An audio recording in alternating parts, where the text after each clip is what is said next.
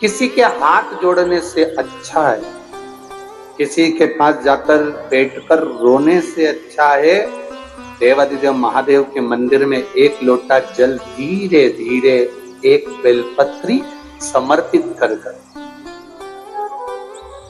बेलपत्री की जो डंडी है बस शिवलिंग पर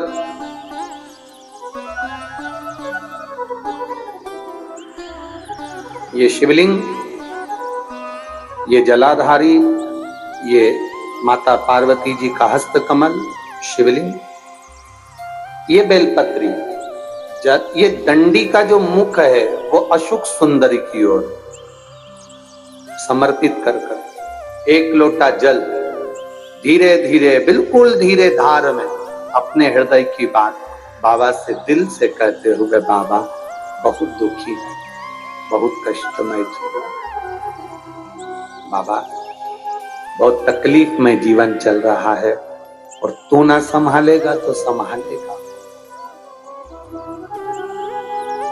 त्वमेव माता च पिता त्वमेव बंधु च सखा, सब कुछ तो तुमको मान लिया। जब से शिव महापुराण की कथा सुन रही हूं तब से मैंने किसी को नहीं, केवल आपको पिता माना है, आपको भाई माना है, आपको सखा माना है, आपको अपना माना, आपको दादा माना, आपको मैंने नाना। आप ही तो हैं जो संभाल सकते हैं। शिव बाबा से एक लोटा जल अगर समर्पित कर रहे हैं धीरे धीरे, कभी तुम्हारे चित्त में ऐसा आए कि मुझे बहुत टेंशन चल रहा है और मेरा जीवन ठीक नहीं चल रहा, हम कहेंगे, आज के जमाने में लोग हताश हो जाते हैं तो सोचते हैं कि सुसाइड कर लूं, मर जाऊं। हम उनसे इतना सा कहना चाहेंगे कि मरने का प्लान फिर बाद में कर। हम तुमको मना नहीं करेंगे कि तुम मरने का प्लान मत बनाओ, तुम्हारा मन हो तुम बाद में प्लान बनाना। एक बार विचार कर लेना कि अभी नहीं मरूंगा। अभी मैंने कथा सुनी है और सुना है एक लोटे जल का महत्व क्या है। कर्जा हो गया ना चुक जाए, दुख आ गया ना कट जाए।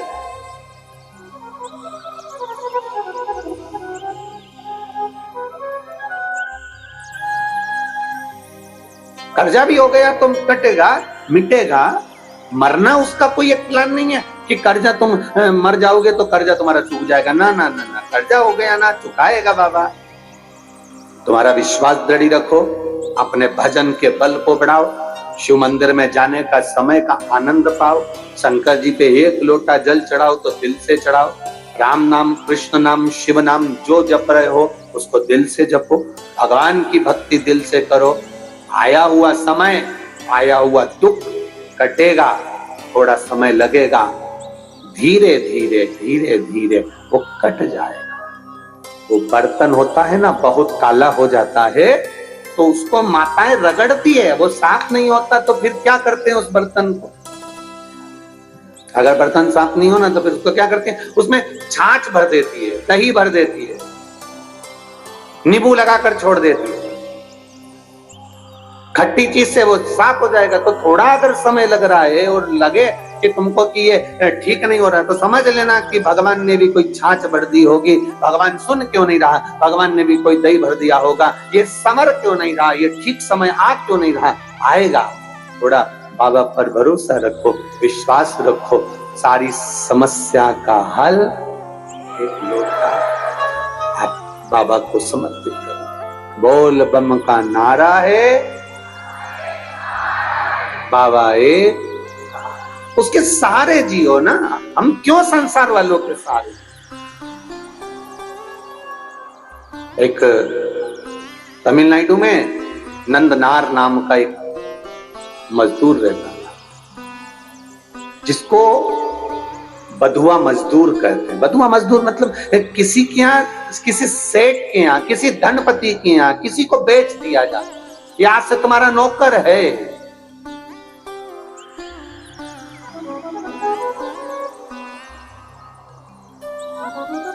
नंदनार को उसके घर वालों ने उसको दे दिया, सेठ जी ये तुम्हारा, अब तुम जानो।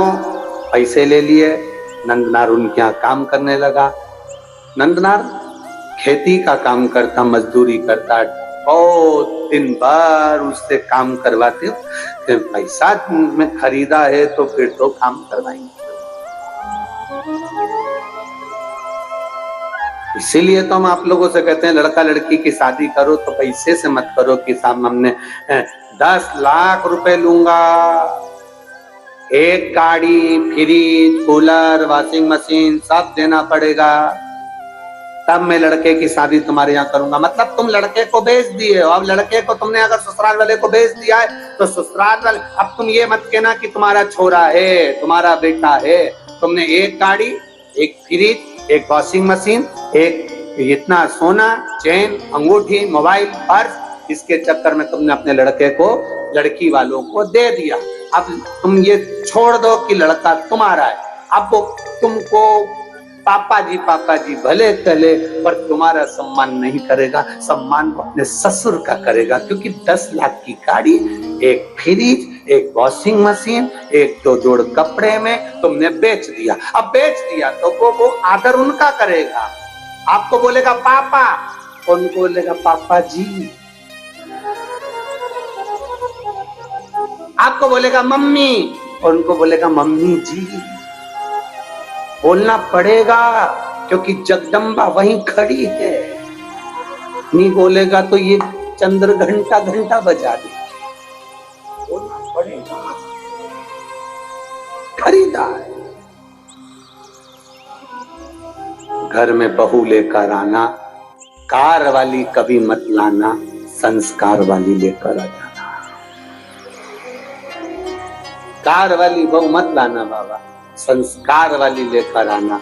जब संस्कार वाली बहू हमारे घर में प्रवेश करती है तो वो हमारे जीवन को सार्थक करती है। विद्वत ब्राह्मण जन, भूदेवता, पृथ्वी के देव, ब्राह्मण जन जब किसी लड़का और लड़की की पत्रिका मिलाते हैं, गुण मिलाते हैं, तो वो यही देखते हैं कि संस्कारवान लड़की इनके घर में प्रवेश करे। भूदेव यही चाहते हैं।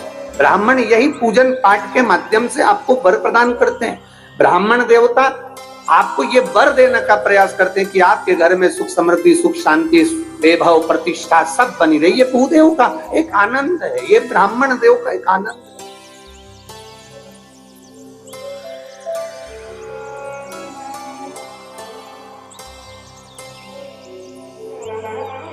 अब नंदनार काम कर रहे हैं, पर नंदनार के हृदय में एक बड़ा बड़ा भाव था। नंदनार जिस सेठ जी क्या काम करते थे उस गांव से 25 किलोमीटर दूर तिरुपुंगुर नाम का एक शिव मंदिर है तमिलनाडु में। तिरुपुंगुर 25 किलोमीटर दूर था वो मंदिर। नंदनार शिव की भक्ति में रमे रहते थे, खेती करते, काम करते, डलिया धोते। सेठ भी ऐसा कि 24 घंटे में से केवल 4 घंटा उसको आराम करने देता, बाकी का 20 घंटा उसको रधेड़े रखता, काम करवाता रहे। वो भी बेचारा मजदूर था, बधुआ था, बंधा हुआ था, कर रहा। निवेदन आप सबसे, धन से किसी को बांधने का प्रयास मत, धन और भय से कभी मत बांधना। आज तक इस शिव महापुराण की कथा में आपको कभी भय नहीं बताया कि तुम अगर शंकर जी को जल नहीं चढ़ाओगे तो तुम्हारे साथ ऐसा हो जाएगा, तुम अगर शंकर जी का व्रत छोड़ दोगे तुम्हारे साथ ऐसा हो जाएगा, तुम अगर शंकर जी के साथ ऐसा करोगे तो तुम्हारे साथ ऐसा हो जाएगा। क्योंकि शिव महापुराण में कोई भय लिखा ही नहीं है। ये तो दुनिया के लोगों ने शंकर भगवान को भय बना दिया। शिव जी क्रोध के देवता हैं, रुद्र देवता हैं, गलत करोगे गुस्सा करेंगे, गलत करोगे ऐसा हो जाएगा। शिव महापुराण की कथा कहती है शंकर भगवान को पशुपतिनाथ कहते हैं। पशुपतिनाथ मतलब पशुओं का भी वो देवता है, साधारण सा नहीं, वो भोला है। उसको क्रोध तो केवल तब आता है जब उसके भक्तों पर विपदा आती है, और वो विपदा कटती नहीं, तब मेरे महादेव को क्रोध आता है। हर कभी शिव जी को क्रोध नहीं आता, हर कभी शंकर भगवान को क्रोध नहीं आता। घर में रहने वाली माँ को हर कभी क्रोध थोड़ी ना आता है। घर में रहने वाली स्त्री को, घर में रहने वाली बहू को हर कभी क्रोध नहीं आता। जब देवरानी जेठानी में क्रोध कब आएगा? देवरानी जेठानी की झगड़ा होगा तो गुस्सा नहीं आएगी, पति की बात होगी तो झगड़ा नहीं, क्रोध नहीं आएगा। देवरानी जेठानी में लड़ाई होती है केवल औलाद के चक्कर में, बच्चों के चक्कर में। जब अपने पुत्र की बारी आती है और बच्चे के साथ अगर कोई बात हो, अगर जेठानी ने डांट दिया, देवरानी ने कुछ कह दिया, किसी ने कुछ कह दिया, मोहल्ले के लोगों ने कुछ कह दिया, बच्चों के चक्कर में, जब घर की बहू, घर की दादी, घर का बुजुर्ग, घर का बड़ा अपने बच्चों के चक्कर में क्रोध कर सकता है, तो मेरा महादेव भी अपने भक्तों के चक्कर में क्रोध कर सकता है। जब उसके बच्चों को चोट पहुंचे, उसके हृदय को चोट पहुंचे।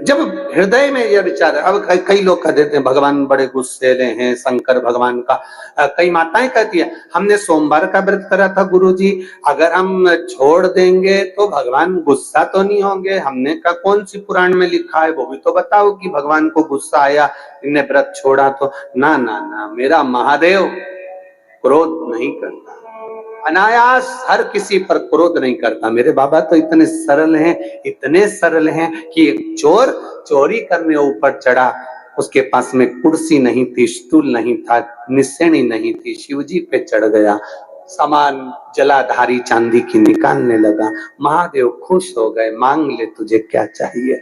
वो चक्कर खा के नीचे गिर गया, मैं तो चोटा चोर। आज तक आप प्रसन्न नहीं हुए भोलेनाथ, और आज कैसे प्रसन्न हो गए? शिव जी कहते हैं लोग जल चढ़ाते, धतूरा चढ़ाते, बेलपत्री चढ़ाते, तो पूरा ही चढ़ गया, पूरा चढ़ गया। मैं प्रसन्न ना हूं तो क्या? कितनी कृपा है, उसकी दया, उसकी करुणा कितनी विचित्र हो जाता है। कभी कभी ऐसा भाव प्रकट हो जाता है, कभी कभी। वो करुणा ना करेगा तो कौन करेगा? वो करुणा ना करे, वो कृपा ना करे तो कौन कृपा?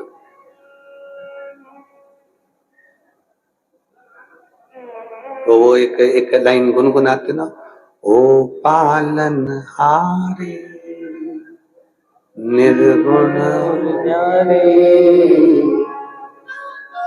तेरे बिना हमारा कोई नहीं।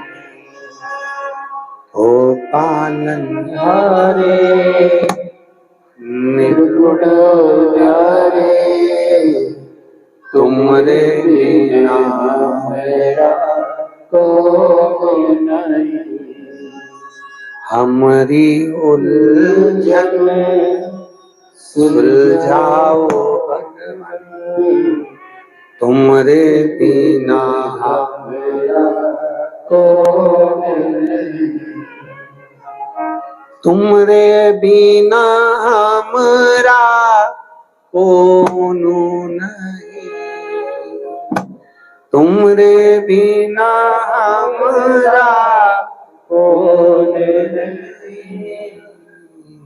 ओ पालनहारे निर्गुण और न्यारे, तुमरे बिना हमारा कौन नहीं। हमरी उलझन सुलझाओ भगवान, तुमरे बिना हमारा कौन है? कौन है तेरे से? लाखों के दुखड़े जो तू हर गया डमरू वाले, तो मेरे दुखड़ों को देख कर क्यों डर गया डमरू। एक पत्र आया है, देखिए बड़ा भाव से किसी ने लिखा, बड़ा